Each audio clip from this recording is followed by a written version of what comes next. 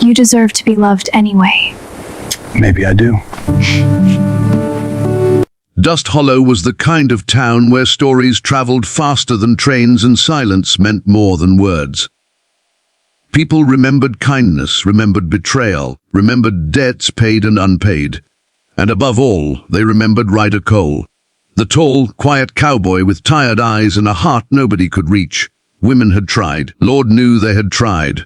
Some offered smiles, some offered pie, some offered gentle conversation on warm evenings when the prairie wind carried the smell of wild sage. Ryder always walked away. Not rudely, not loudly, but with a calm indifference that hurt more than insults. He tipped his hat, gave one short nod, and closed another door.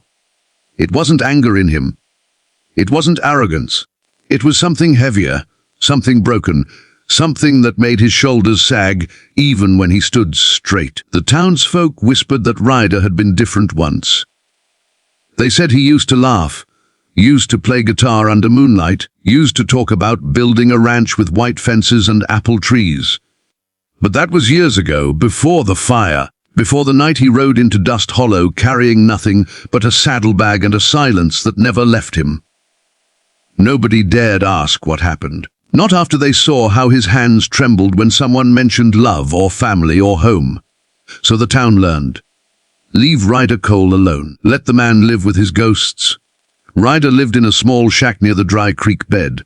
No decorations, no pictures, just a bed, a lantern, and a wooden box he never opened in front of anyone. He worked hard, took jobs nobody wanted, rode into storms others avoided. If a rancher needed cattle driven through lightning and mud, they hired Ryder. If bandits were spotted near the hills, Ryder volunteered for patrol. It was like he was trying to outrun something that followed him inside his chest. Every act of kindness from women felt like a rope, trying to pull him back toward hope. And Ryder hated hope more than loneliness, because hope had cost him everything. Once years ago, there was Eliza. She had freckles across her nose and hands that smelled like fresh bread. She believed in Ryder when he didn't believe in himself. She told him love wasn't weakness. She told him storms passed. Ryder believed her, built dreams with her, planned a future. And then one winter night, when Ryder was chasing stolen horses, bandits came. Fire swallowed the house. Eliza never made it out. Ryder returned to ashes, silence, and a world that suddenly felt like a lie. From that night, he promised himself never to love again, never to accept kindness again, never to give fate another chance to destroy him. The evening Lena Harper arrived. The sky burned orange like a wound refusing to heal. Her wagon rolled into town loaded with books, blankets, jars of herbs, and a stubborn hope that didn't belong in Dust Hollow. She smiled at strangers, laughed with children, spoke kindly to widows, and thanked the baker for stale bread like it was gold. People liked her instantly. Except Ryder. He saw her helping an old man carry water buckets and turned away before she could notice him. But Lena did notice.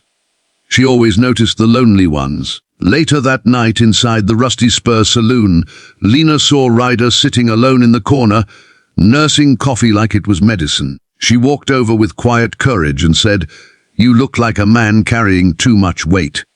Ryder didn't answer. Didn't even look up. She set a warm piece of bread beside him anyway. "You deserve something warm," she said. Ryder stood, left money on the table, and walked out without touching the bread. Lena watched him go, eyes thoughtful, not hurt. She whispered softly, "One day, you'll let someone care." Ryder heard her through the swinging doors, and something deep inside him shook like thunder far away. Lena Harper wasn't stubborn in loud ways. She was stubborn in quiet persistence. Every morning, she found small ways to help Ryder without forcing him.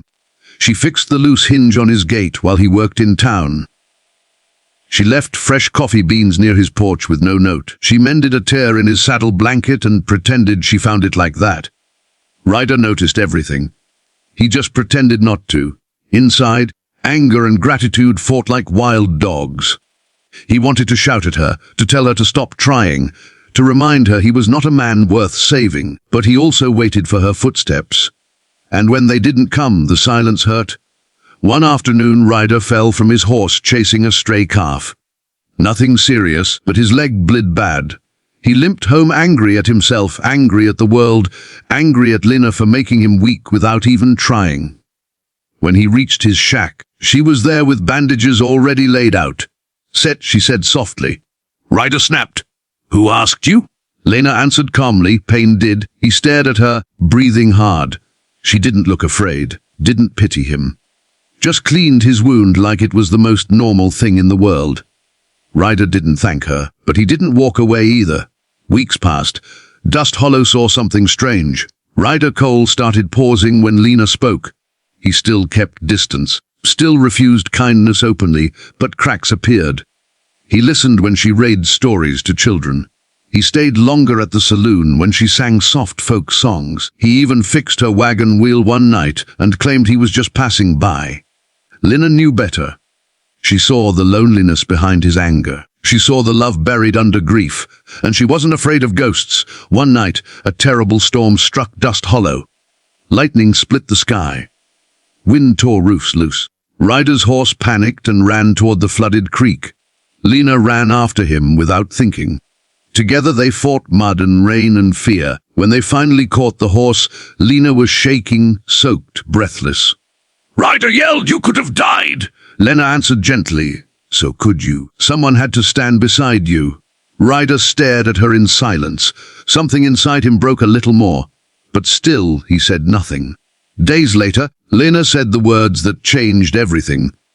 They were sitting outside her wagon under a quiet sunset.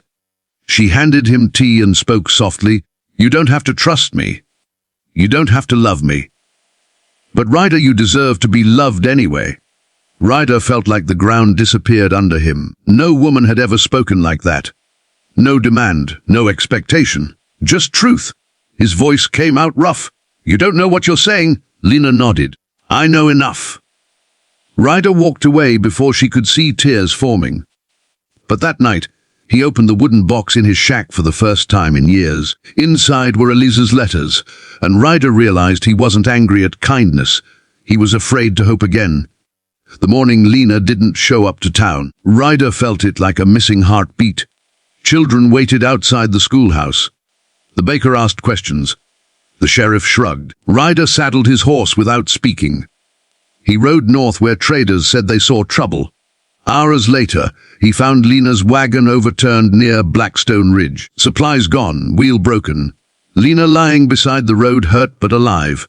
Ryder dropped to his knees like a man begging heaven. He lifted her gently. She whispered with a weak smile, "Took you long enough, cowboy." Ryder's chest ached in ways no bullet ever caused. He realized something terrifying. He loved her. He cared for her day and night. Cooked soup badly. Changed bandages carefully. Sat beside her bed in silence that wasn't empty anymore. On the fourth night, Lena woke and saw him watching. "You look scared," she said softly. Ryder whispered, "I already lost one woman I loved. I can't survive losing another." Lena reached for his hand. "You won't survive not loving either," she replied. Ryder broke. Years of grief, anger, fear poured out like rain after drought. He cried without shame. Lena held his hand and said again, "You deserve to be loved anyway." And this time, Ryder believed her. Spring came to Dust Hollow. Flowers grew where dust once ruled. Ryder fixed Lena's schoolhouse roof, helped children ride horses, laughed awkwardly when Lena teased him. The town watched in quiet joy. One evening under the old oak tree, Ryder looked at Lena and said, "I'm still afraid." Lena smiled, "So am I." He took her hand, voice trembling, "But I want to try." Lena whispered, "That's all love ever asks." Ryder Cole, the cowboy who rejected every kindness, finally let himself be loved. Not because pain disappeared, not because the world became fair, but because one brave woman showed him that broken hearts still deserve warmth. And sometimes, the strongest men aren't the ones who fight alone, but the ones who finally accept love when it comes knocking.